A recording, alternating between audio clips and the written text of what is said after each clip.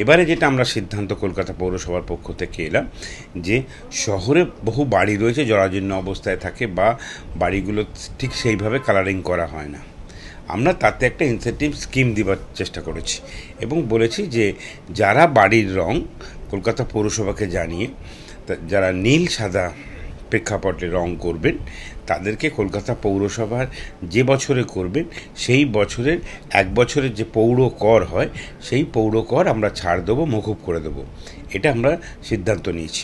যদিও কলকাতা পৌরসভার আইনের মধ্যে জটিলতার এটা করতে গেলে আমাদের রাজ্য সরকারের কাছে একটা অনুমতি লাগবে।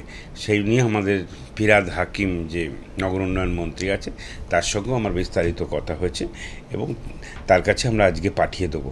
আমরা বিশ্বাস করি এটা অনুমোদন হয়ে আসলে সারা কলকাতা শহরে বহু মানুষ এটাতে সাড়া দিয়ে আসবে, কারণ শহরটা আমার আপনার সকলে সেটাকে সুন্দর রাখা।